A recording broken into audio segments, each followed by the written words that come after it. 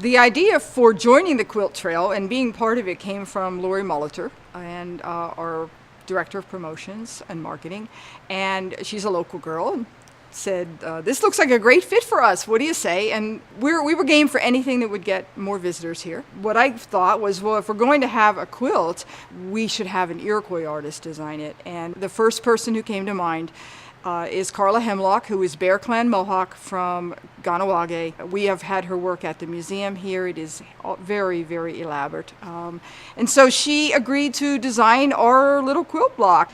She actually, in order to get it to us, she cut it out of poster board and rolled it up in a tube and drove across the border to mail it from the States so that it would reach us faster and so we could have our block done on time. I think the Quilt Square will benefit us in a number of ways. One is that we become part of the Quilt Barn Trail, which for tourism, for bringing more people involved, we will get more exposure and that sort of thing.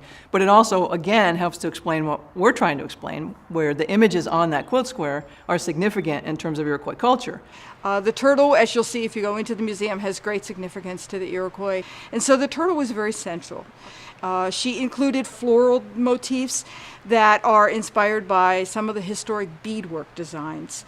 That bear was actually the museum's logo, and it was inspired by a piece by Eva Fadden, who's another Mohawk artist, and it was a wood carving of a sweet little bear. And the idea for making the bear the museum's logo goes back to another Iroquois story, where the Bear Clan become the keepers of the medicine and those who have the knowledge about which plants to use for healing purposes and uses those gifts for their community.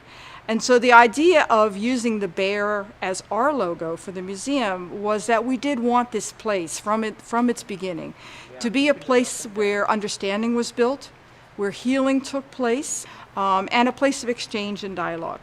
And so the bear was a good logo and a good fit. And we were very happy to see it on Carla's quilt. So you can sit in the bottom. Okay. You can pick it right up. This part's where it goes up. Yeah. So this way you're going.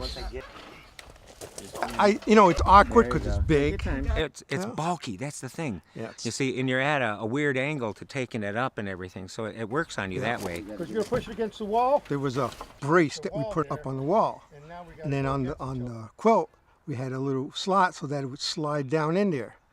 But the cedar boards, they're not quite level on that, and it didn't fit the way we wanted to. But it slid back in there close enough that we could screw the boards on there, and then we just raised the bottom section up to meet it, to level it all off. The museum is different things for different people. And for myself, over the years, it became a healing place for me. And over the years, I turned the museum into my mother's house. So in that traditional sense, see, the longhouse is the woman's house.